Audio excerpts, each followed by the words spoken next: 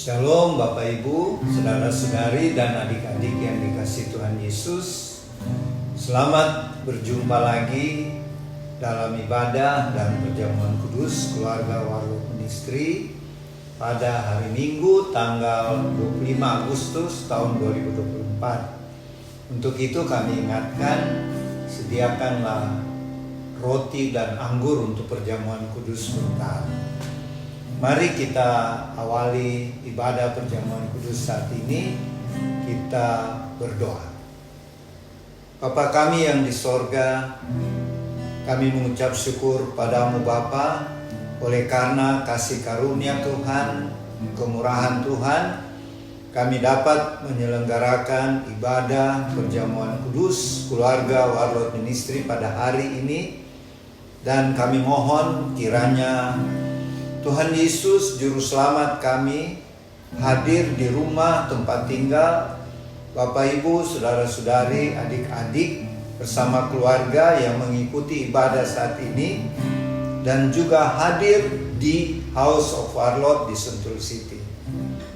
Dan jadilah kiranya ibadah perjamuan kudus keluarga Warlock Ministry hari ini di dalam nama Tuhan Yesus Juru Selamat kami, yang mengajar kami berdoa bersama-sama. Bapa kami yang di sorga, dikuduskanlah namamu. Datanglah kerajaanmu, jadilah kehendakmu di bumi seperti di sorga. Berikanlah kami pada hari ini makanan kami yang secukupnya, dan ampunilah kami akan kesalahan kami, seperti kami juga mengampuni orang yang bersalah kepada kami.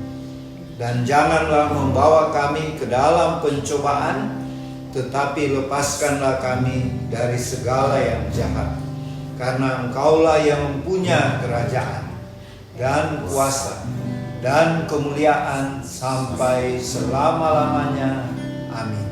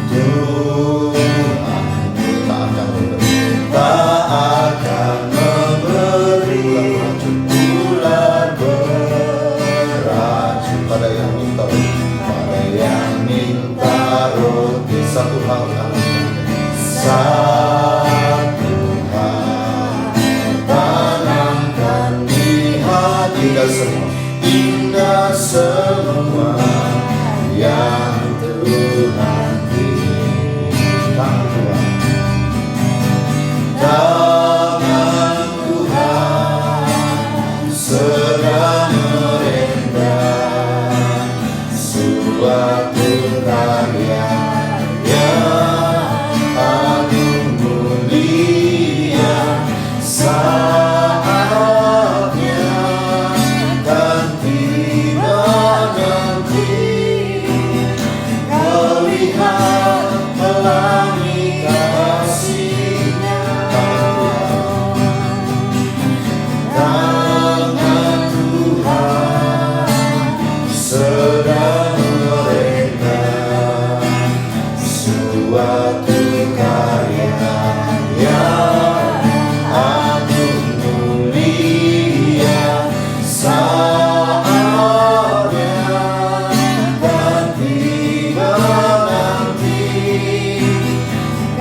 lihat pelangi kasih-Nya. Tangan Tuhan sedang meredam suatu karya yang agung mulia. Saatnya nanti kau lihat pelangi kasih-Nya. Kau lihat pelangi kasih-Nya. Kau lihat pelangi kasih-Nya.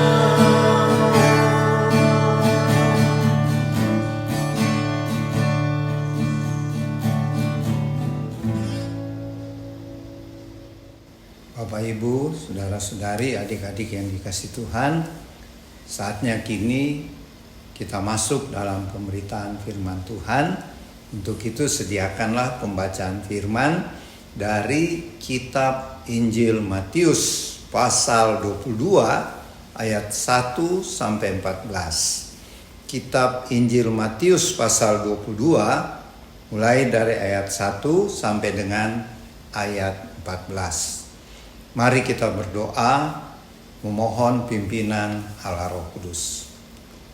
Bapa Surgawi, terima kasih untuk waktu, kesempatan yang sangat-sangat berharga saat ini, di mana firman-Mu akan diberitakan. Berkatilah dan urapilah kami semuanya Tuhan, baik hamba-Mu yang akan menyampaikan dan kami yang mendengarkan firman-Mu, sehingga firman-Mu ini tidak lewat sia-sia, tapi menjadi kekuatan, pedoman, dan berkat bagi kami semuanya. Berfirman-Lah ya Tuhan, kami siap mendengarkan, merenungkan, dan melakukan firman-Mu. Di dalam nama Tuhan Yesus Kristus Juru Selamat kami. Amin.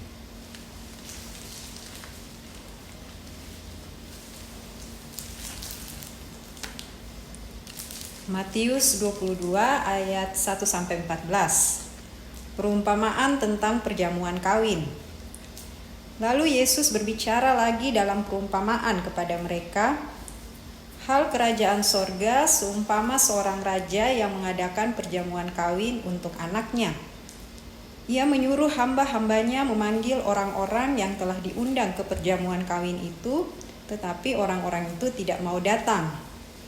Ia menyuruh lagi hamba-hamba lain, pesannya, katakanlah kepada orang-orang yang diundang itu, sesungguhnya hidangan telah kusediakan, lembu-lembu jantan dan ternak piaraanku telah disembelih, semuanya telah tersedia, datanglah ke perjamuan kawin ini. Tetapi orang-orang yang diundang itu tidak mengindahkannya, ada yang pergi ke ladangnya, ada yang pergi mengurus usahanya, dan yang lain menangkap hamba-hambanya itu, menyiksanya dan membunuhnya. Maka murkalah raja itu, lalu menyuruh pasukannya ke sana untuk membinasakan pembunuh-pembunuh itu dan membakar kota mereka. Sesudah itu ia berkata kepada hamba-hambanya, perjamuan kawin telah tersedia, tetapi orang-orang yang diundang tadi tidak layak untuk itu. Karena itu, pergilah ke persimpangan-persimpangan jalan dan undanglah setiap orang yang kamu jumpai di sana ke perjamuan kawin itu. Lalu pergilah hamba-hamba itu dan mereka mengumpulkan semua orang yang dijumpainya di jalan-jalan, orang-orang jahat dan orang-orang baik, sehingga penuhlah ruangan perjamuan kawin itu dengan tamu. Ketika raja itu masuk untuk bertemu dengan tamu-tamu itu, ia melihat seorang yang tidak berpakaian pesta. Ia berkata kepadanya, "Hai saudara, bagaimana engkau masuk kemari tanpa mengenakan pakaian pesta?" Tetapi orang itu diam saja. Lalu kata raja itu kepada hamba-hambanya, Ikatlah kaki dan tangannya dan campakkanlah orang itu ke dalam kegelapan yang paling gelap.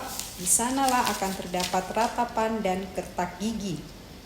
Sebab banyak yang dipanggil tetapi sedikit yang dipilih. Amin.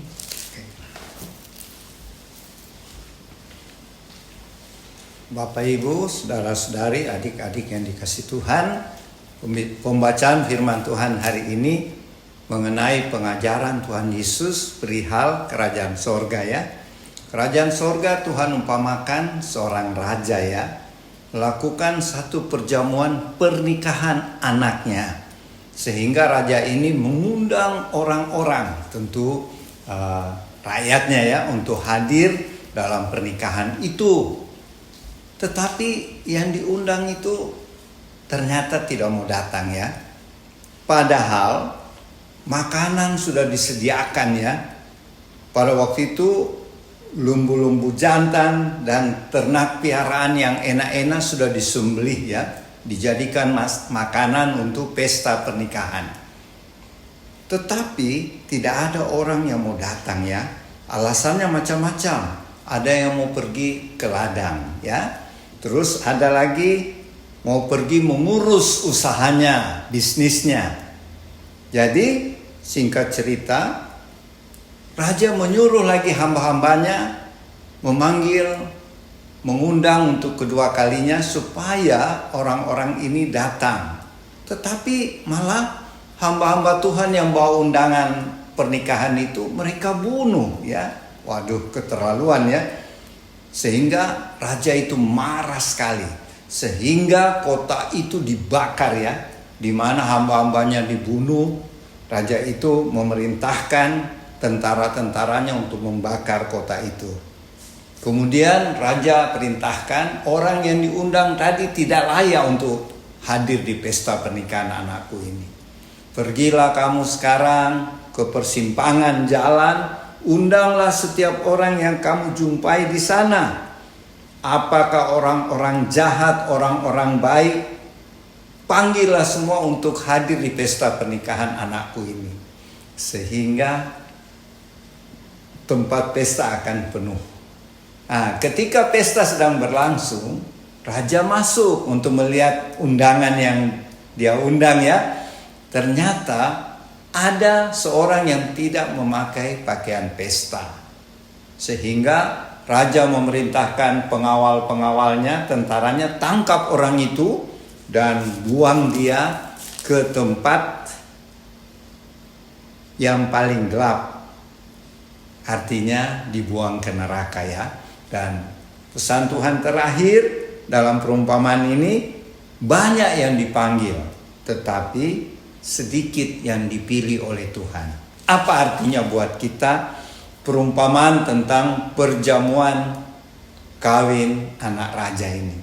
Pertama-tama, yang disebut raja di sini adalah Tuhan Allah sendiri ya. Pesta pernikahan anaknya artinya Tuhan mengibaratkan kerajaan sorga, kerajaan Allah yang nanti seluruh manusia akan dipanggil, diundang oleh Tuhan. Ibarat Tuhan membuat pesta pernikahan ya. Jadi tentang hidup di kerajaan Allah itu sebenarnya enak ya. Ada seperti pesta pernikahan dan makanan-makanan disediakan lesat-lesat.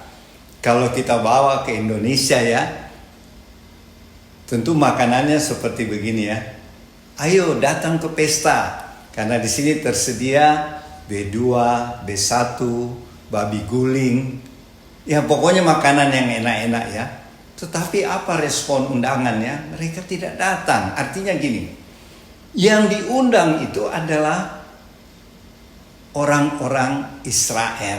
Orang Yahudi. Yaitu umat pilihan Allah. Yang rencananya Tuhan melalui bangsa pilihan inilah seluruh orang di dunia ini, seluruh bangsa di dunia ini akan menerima keselamatan.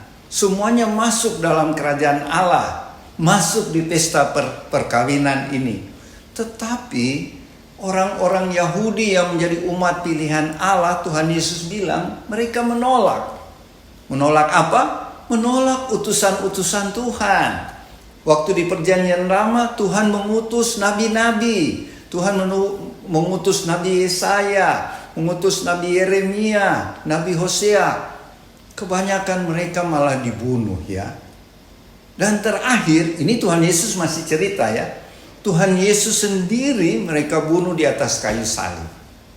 Sehingga karena murkanya sang raja, yaitu Allah Bapa, sehingga pada tahun 70 Masehi, Tuhan memakai Jenderal Titus, panglima kerajaan Romawi, karena waktu itu bangsa Israel berontak ya, melawan pemerintah Romawi, yang mulai tahun 67 Masehi terjadi pemberontakan besar-besaran dan susah dipadamkan.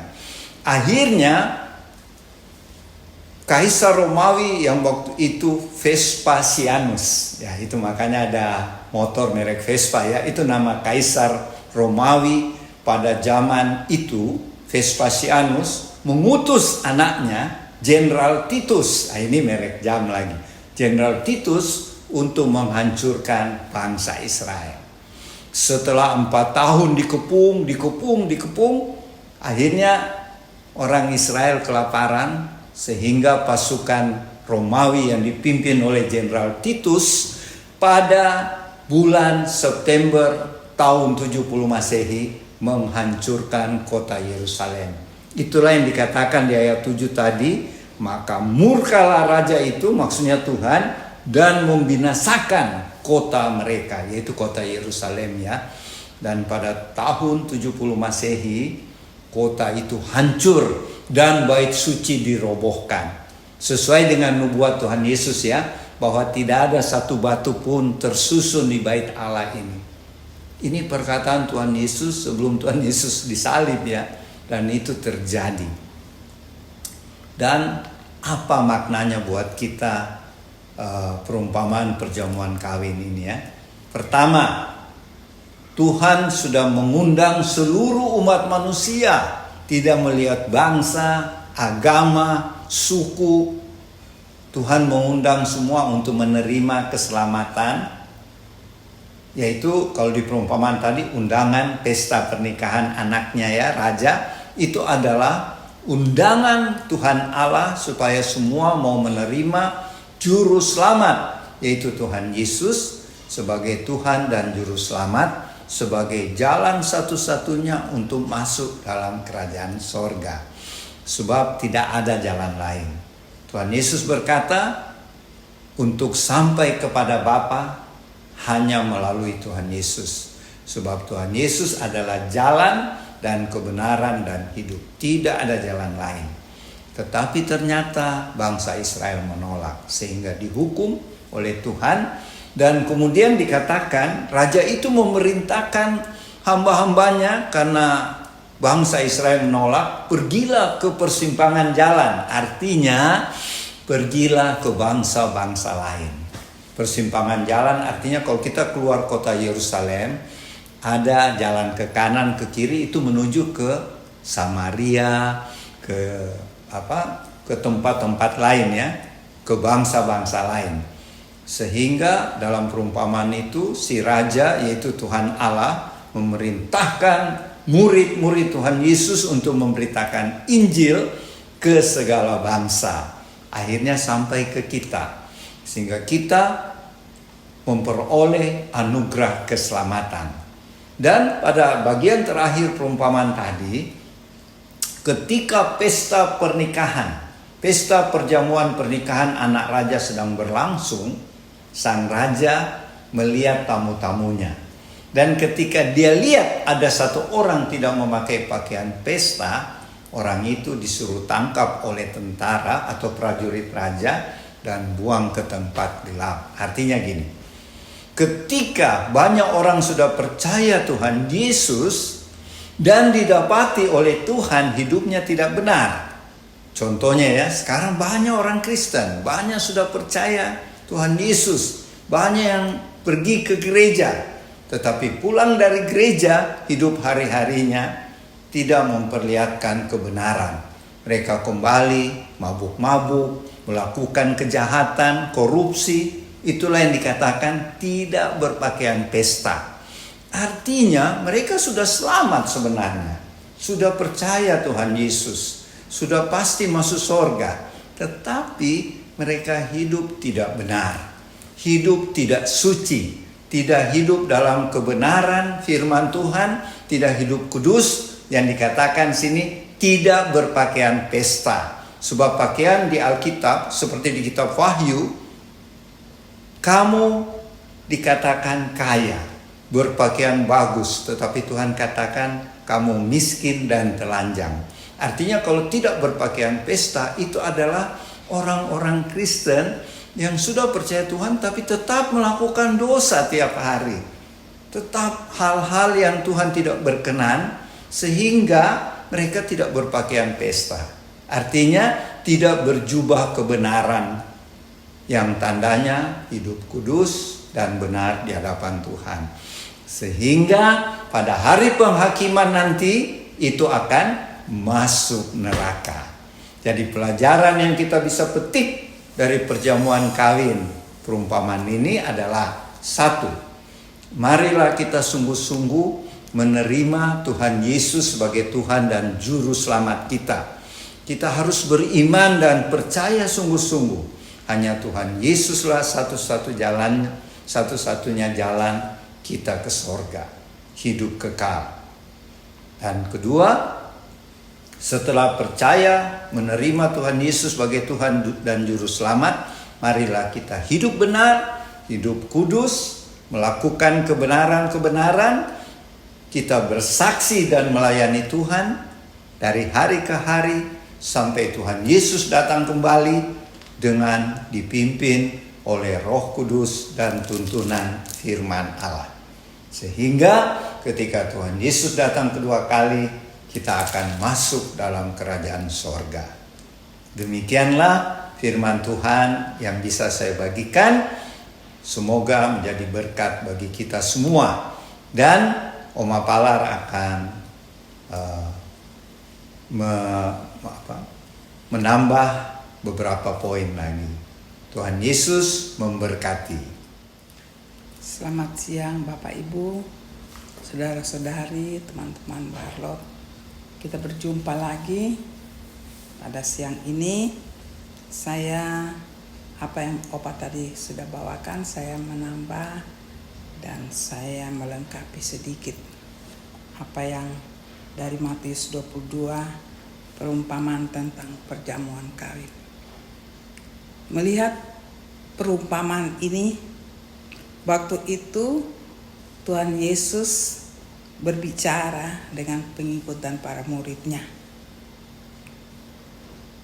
Mereka pertama-tama mendengarkan ini baru pertama kali.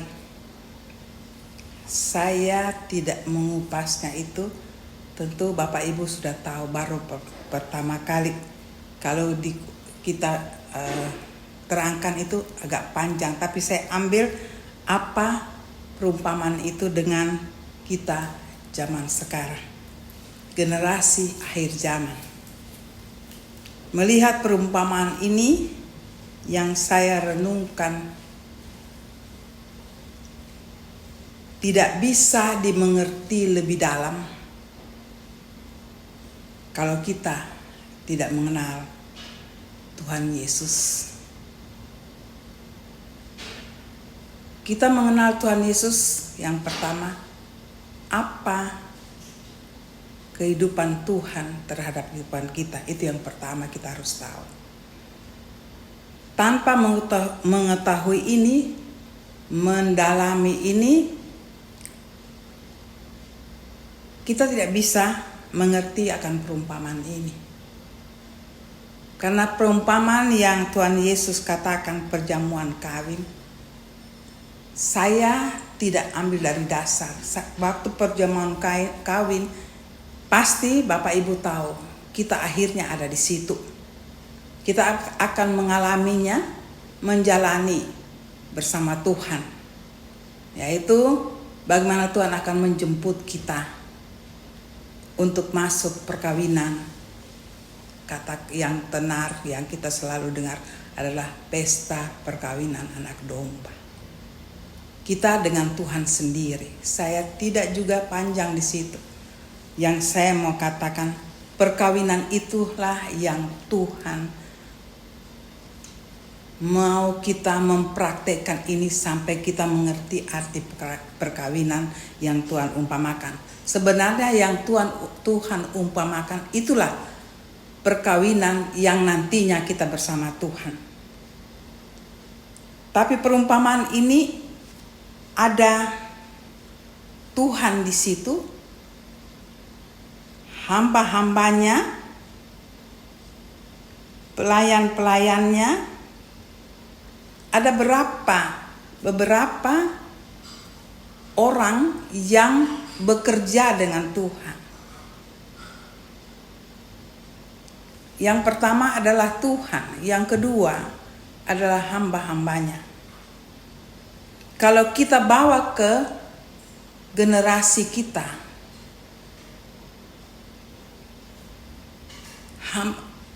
seorang raja yang mau mengawinkan anaknya adalah Tuhan Yesus sendiri, adalah Bapaknya. Kita renungkan apa yang dikatakan perumpamaan ini. Hamba-hambanya saya renungkan, itulah kita. Kita adalah hamba dari Tuhan yang Tuhan tugaskan. Saya simpelkan ada berapa poin di situ. Ya. Tuhan suruh mengundang. Jadi ada undangan yang hamba-hambanya sudah tahu. Yang menjadi kekuatan bagi kita hamba-hambanya. Tapi sebelumnya saya mau katakan, hamba-hamba Tuhan tidak ada yang terkecuali adalah anak-anaknya. Kita harus mengerti di situ. Tuhan tidak membagikan hamba dengan tidak hamba untuk generasi kita. Karena Tuhan katakan, jadikanlah seluruh bangsa muridku. Itulah tugas hamba. Ya. Saya bawa di dalam pengertian yang sekarang. Hamba-hamba itu adalah kita, anak-anaknya. Mengundang, kita menjalani, ya, kita mencari, mengundang. Tuhan yang menentukan undangan itu melalui hamba-hambanya. Ya. Jadi hamba dan Tuhan itu ada benang merah. Karena Tuhan sebagai raja menyuruh hamba-hambanya yang mengundang, raja sudah mengundang dan menyuruh hamba-hambanya. Di sini ada benang merah, hamba dan raja. Tidak terpisahkan pengertian ini. Karena mereka disuruh panggil dan mereka tahu. Saya tidak panjang di situ. Kalau kita menguraikan panjang bisa, tapi saya ambil poinnya dulu. Apa inti perumpamaan ini? Mereka jalan mengambil yang mengundang. Di situ ada penolakan. Kembali kepada raja. Dengan segala persiapan, ya, yang diundang tidak mau datang. Sekarang karena raja sudah menyiapkan segala hal menyambut perkawinan anaknya. Semua sudah diatur, ya. Semua sudah ada jamuan makan. Ya, hamba-hambanya disuruh lagi ulang. Tetapi apa yang terjadi? Tidak ada yang datang. Pertanyaan kita, di mana letak untuk dua poin ini? Di mana letak masalahnya tidak mau datang? Kita harus tahu di situ dulu. Kita renungkan kenapa. Saya hanya mengatakan saja karena ini dibawa pada generasi kita. Kalau disesuaikan keadaan kita. Kita sudah tahu ada pesta perkawinan. Tapi masalah kehidupan membuat kita malas dengan segala alasan. Padahal kita sudah tahu kita diundang, undangan yang langsung dari seorang raja.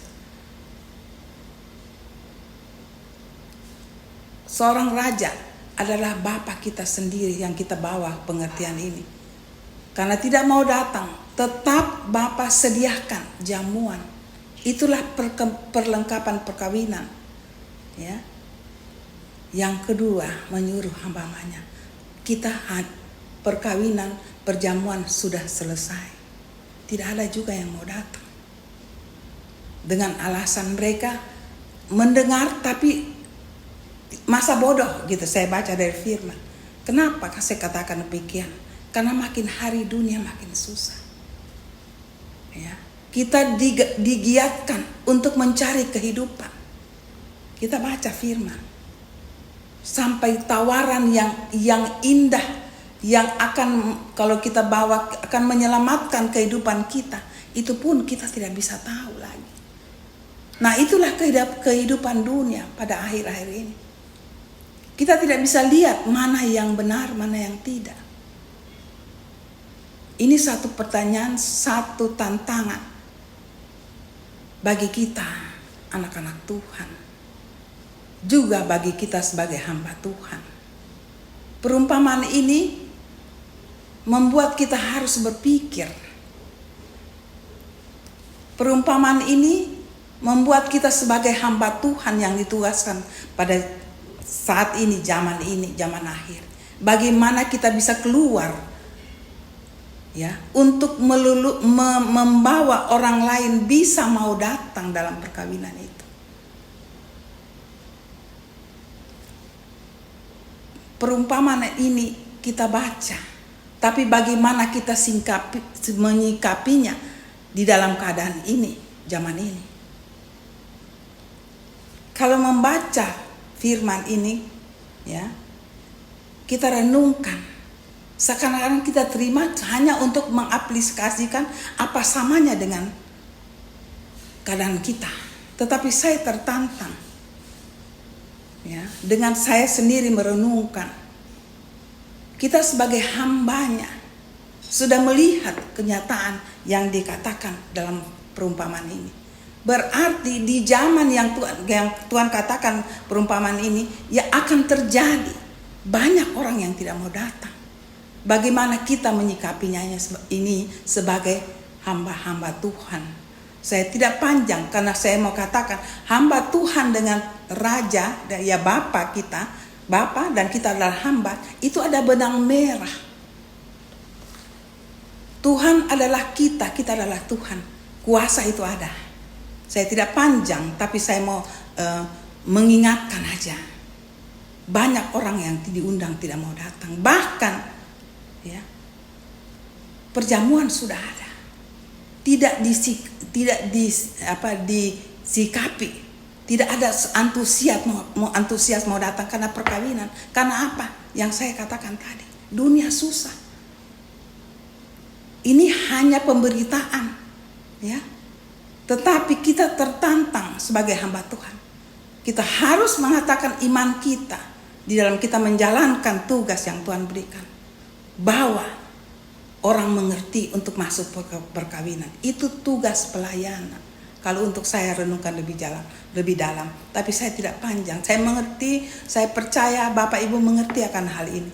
Karena kalau dibawa itu panjang, ya, kita ambil intinya saja. Ya.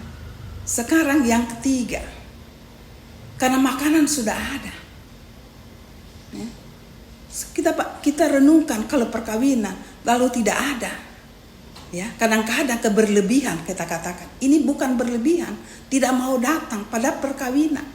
Dan kalau kita baca, kita renungkan itu perkawinan Tuhan dengan kita. Ada orang yang demikian. Itu tugas kita hamba Tuhan. Dan Tuhan Bapaknya bilang, panggil orang yang ada di mana saja yang kamu ketemukan, karena ini makanan perjamuan sudah ada. Di situ saya juga renungkan hamba-hamba Tuhan waktu mencari orang. Apakah Tuhan bilang di pinggir jalan orang apa? Semua panggil. Tetapi yang paling inti di sini tertantang kita sebagai hamba Tuhan. Punya modal yang Tuhan berikan, kuasa, urapan Waktu kita disuruh Tuhan, disuruh Bapa, panggil orang siapapun yang di pinggir jalan, yang aku tidak undang. Tapi kita punya pengalaman, punya urapan, punya kekuatan roh, yang Roh Kudus sudah tinggal dengan kita. Kita cari orang. Di antara itu ada yang belum mengenal, tapi dia berteriak Tuhan, karena penderitaan. Ada yang sudah mengenal, ya mau, tapi tidak ada jalan keluar. Itulah tugas kita sebagai hamba-hamba Tuhan, hamba-hamba dari Raja kita. Ya saya kalau bawa di perumpamaan ini, disitulah tantangan kita sebagai hamba-hamba Tuhan, dan itu mereka dapat. Di situ katakan yang jahat dan tidak jahat, tetapi tanggung jawab mengetahui jahat dan tidak jahat, tapi dengan mata Tuhan. Kita harus lihat itu karena Bapa yang punya acara kawin adalah Raja. Panggil saja orang yang di pinggir jalan. Benar. Tetapi saya bawa dengan keadaan kita sekarang. Kita punya kuasa. Itu tantangan kita. Bagaimana menjadikan orang yang Raja, Bapa bila katakan yang di pinggir jalan, yang baik dan tidak baik. Itu tugas kita sebagai hambanya. Kita punya modal, kita punya kekuatan. Dan apa? Saya katakan Roh Kudus sudah tinggal. Kita bisa tahu. Yang jahat tidak jahat, kita punya tugas membawa ke satu pernyataan. Bahwa yang kamu hadiri ini adalah Raja di atas segala raja. Mari kita renungkan hal ini. Tugas kita sebagai hamba Tuhan, sebagai anak-anak Tuhan di akhir zaman. Mari kita usahakan. Kita penuhi kehidupan kita dengan cara Tuhan. Dengan segala apa yang Tuhan inginkan. Kita berusaha. Mungkin kita tidak sempurna, ada jatuh bangun. Tapi Tuhan katakan, aku tetap dengan kamu. Saya ulang-ulang tiap apa yang kami bawa. Tuhan tidak melihat kekurangan. Kita yang melihat kekurangan. Itu benar. Karena kita mau bersih di hadapan Tuhan. Ini saya berbicara dalam koridor anak-anak Tuhan. Kita mau Tuhan. Tapi kadang-kadang kita jalan jatuh lagi. Kata jatuh. Saya mau katakan Bapak Ibu. Tuhan tidak melihat demikian.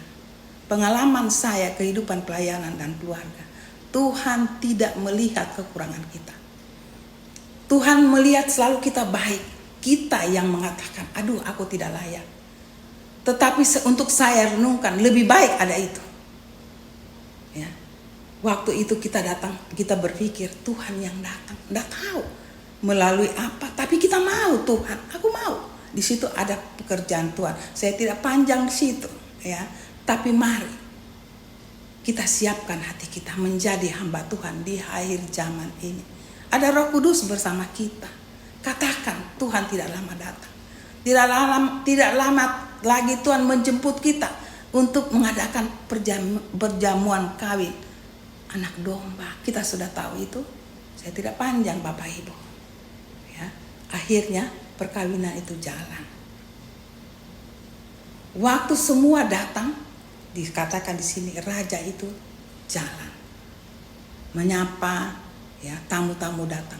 Tetapi waktu Raja datang, yang terakhir ada seorang yang tidak memakai pakaian perkawinan. Di sini kita lihat contoh dari Bapa kita, Tuhan kita, Raja kita.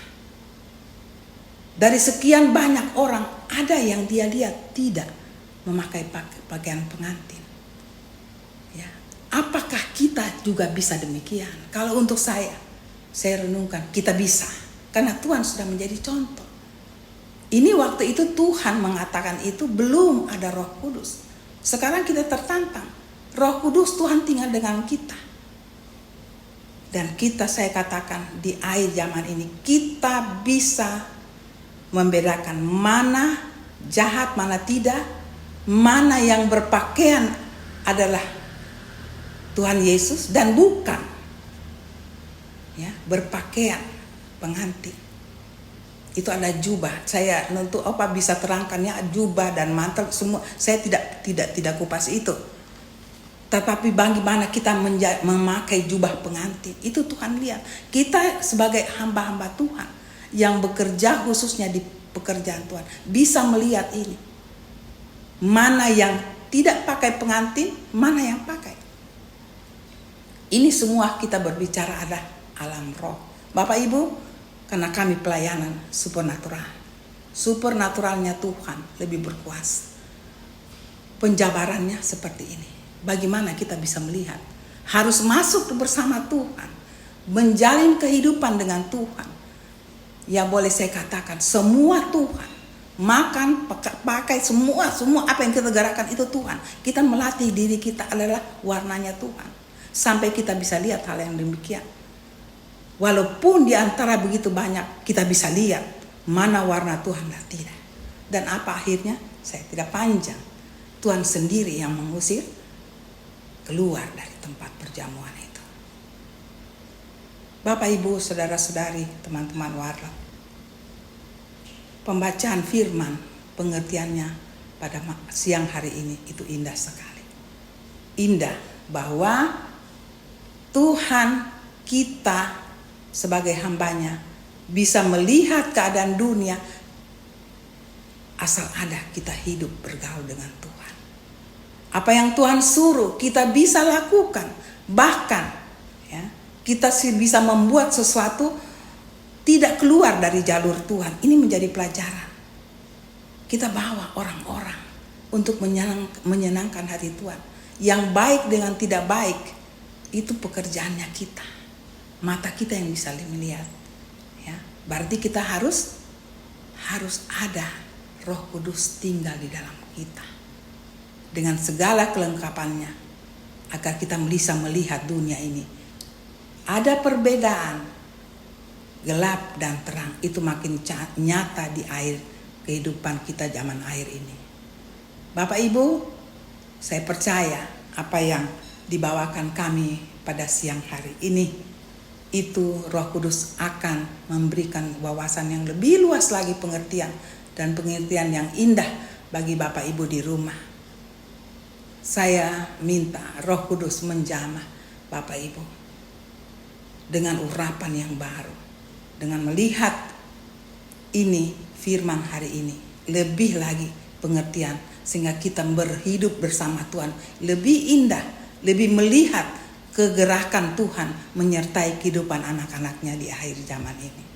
Itu saja yang saya bisa katakan. Tuhan melengkapi dengan kekuatan Roh Kudusnya.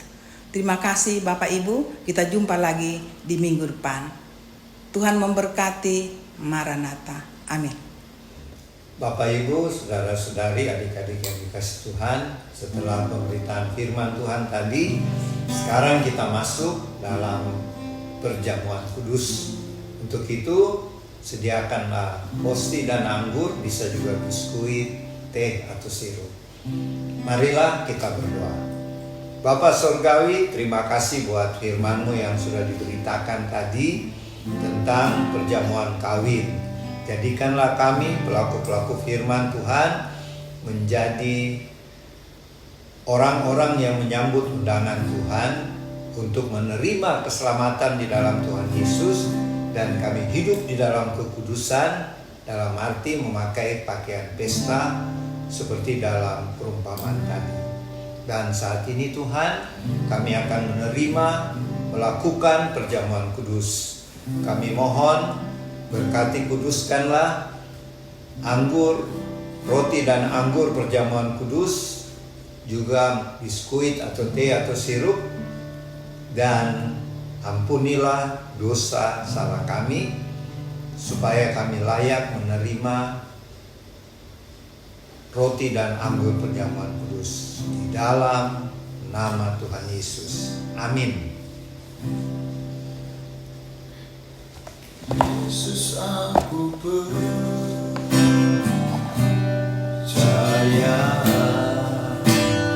Yesus, aku milikmu.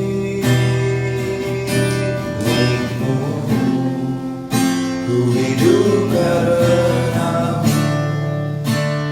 hanya untukmu. Yesus, aku percaya.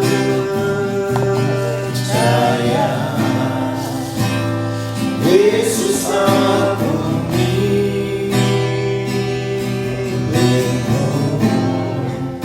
ku hidup karenamu, hanya untukmu selamanya. Kalau di Hosti ada firman Tuhan, silahkan dibaca.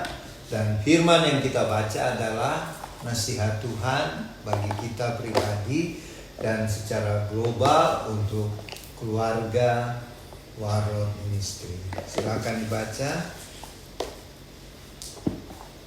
2 Tawarik 14 ayat 11b. Selain daripada engkau, tidak ada yang dapat menolong yang lemah terhadap yang kuat.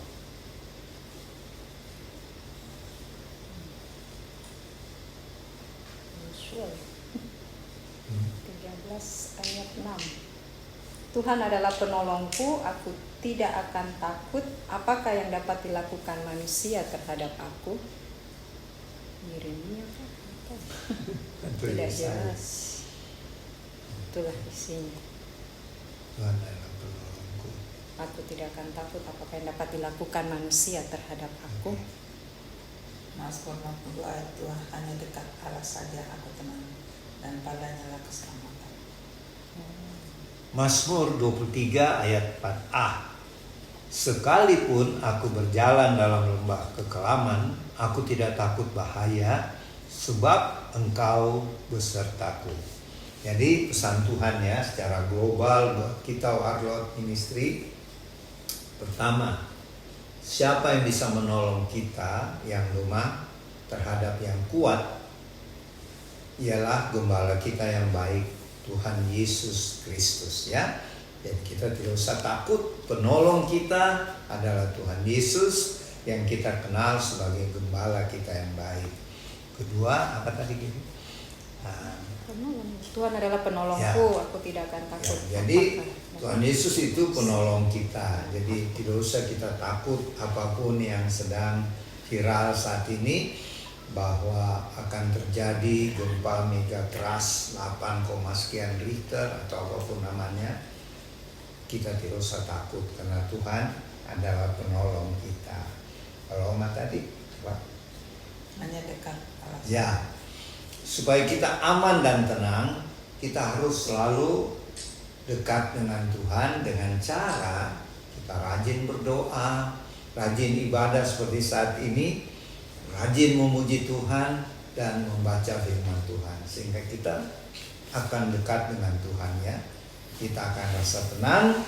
Dan yang terakhir, pesan Tuhan, sekalipun kita berjalan dalam lembah kekelaman, artinya dalam masalah-masalah, mungkin juga kalau terjadi lagi gempa mega keras yang sedang viral saat ini, kita tidak usah takut, sebab Tuhan Yesus beserta kita. Kita ingat pesan Tuhan di kitab Habakuk pasal 3 ayat 16b, hendaklah kita tenang. Jadi menghadapi segala macam pemberitaan saat ini yang viral, kita harus tetap tenang karena kita percaya kita punya Tuhan Yesus, gembala kita yang baik, Tuhan kita yang menjaga kita, ya. Dan marilah kita angkat hosti atau roti perjamuan kudus. Firman Tuhan berkata, lalu Tuhan Yesus mengambil roti, mengucap syukur, memecah-mecahkannya, dan memberikannya kepada murid-muridnya. Kata Tuhan, inilah tubuhku yang diserahkan bagi kamu. Perbuatlah ini menjadi peringatan akan aku. Kita ucapkan dengan iman, inilah tubuh anak domba Allah yang telah berkorban di kayu salib di bukit Golgota. Kami terima dengan iman dalam nama Tuhan Yesus. Silakan makan dalam nama Tuhan Yesus.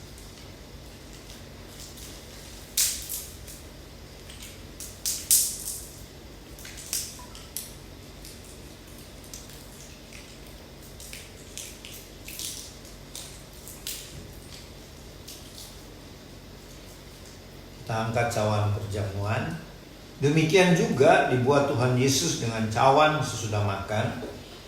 Tuhan Yesus berkata, cawan ini adalah perjanjian baru oleh darahku yang ditumpahkan bagi kamu. Kita ucapkan dengan iman, inilah darah anak domba Allah yang telah tercurah di kayu salib di bukit Kalvari. Kami terima dengan iman dalam nama Tuhan Yesus. Silakan minum dalam nama Tuhan Yesus.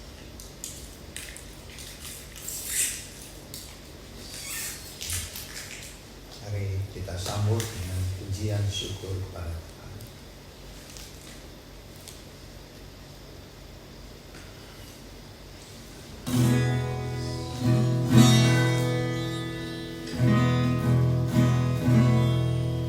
Yesus kan kebenaran yang menyelamatkanku. Kau memberikanku hidup dan pengharapan.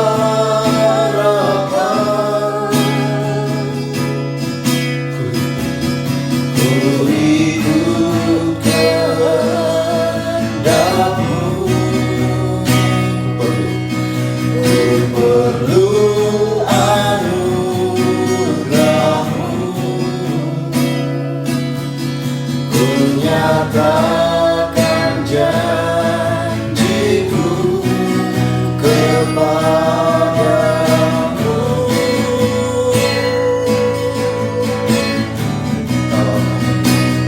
Kalau ku hidup bagimu, hatiku tetap menyembahnya. Dunia tak bisa menjauhkanku dari kasih-Mu.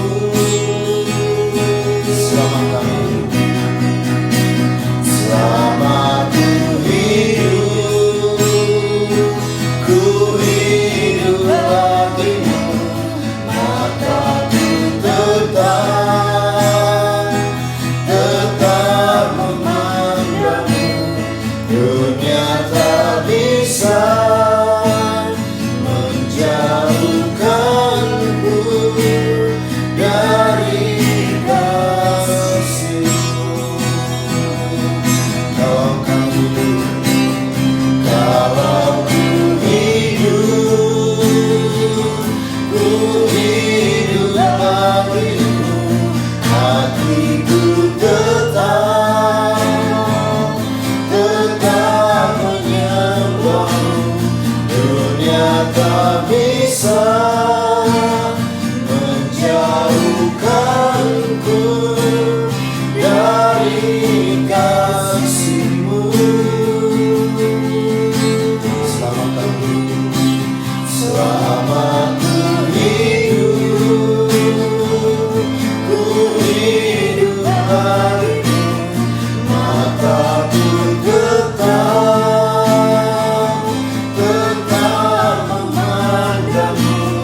Dunia tak bisa menjauhkanku dari kasih-Mu. Dunia tak bisa menjauhkanku dari kasih-Mu. Bapa Surgawi, terima kasih. Kami sungguh-sungguh percaya tempat pengharapan dan sandaran kami di dalam kehidupan ini hanyalah Tuhan Yesus. Kami tidak perlu takut akan berita viral yang sedang melanda Indonesia saat ini, yaitu akan terjadi gempa hebat megatrust sekian skala Richter tetapi kami punya iman dan pesan Tuhan di kitab Habakuk pasal 3 ayat 16b, supaya kami tetap tenang dan menantikan hari tersebut dengan penuh iman dan percaya kepada Allah Immanuel, Tuhan Yesus yang melindungi, menyertai dan memelihara kita. Terima kasih Bapa, kami berdoa kiranya Tuhan mengasihani bangsa kami, rakyat Indonesia, agar banyak yang terhindar dari gempa megatrust yang sedang diprediksi oleh BMKG saat ini. Tuhan, sekarang kami berdoa buat pemerintah bangsa kami. Berkatilah Bapak Presiden Joko Widodo sekeluarga. Berkati juga Bapak Wakil Presiden Kiai Haji Ma'ruf Amin sekeluarga. Dan berkati juga pemimpin-pemimpin bangsa kami, baik sipil, TNI dan kepolisian yang bertugas di ibu kota negara yang saat ini masih di Jakarta dan yang bertugas sampai ke daerah-daerah. Tuhan karuniakan, anugerahkan roh takut akan Tuhan, hikmat, marifat dari sorga, sehingga para pemimpin bangsa kami menjalankan tugas pemerintahan dengan adil, dengan pemerintahan yang bersih, sehingga Tuhan akan mengasihi bangsa kami. Dan bangsa kami akan menjadi terang bagi bangsa lain menjelang kedatangan Tuhan Yesus yang kedua kali. Pakailah kami keluarga Warlord Ministry di dalam kesaksian dan pelayanan kami sesuai dengan karunia-karunia Roh Kudus yang ada pada kami, sehingga banyak jiwa-jiwa yang dipulihkan, banyak yang disembuhkan, banyak yang bertobat, dan penuaian besar-besaran terjadi. Tuhan Yesus, terima kasih. Berkatilah kini Bapak Ibu, saudara-saudari, adik-adik yang mengikuti ibadah perjamuan kudus keluarga Warlord, yang berbahagia karena hari ulang tahun atau berkat-berkat Tuhan lainnya.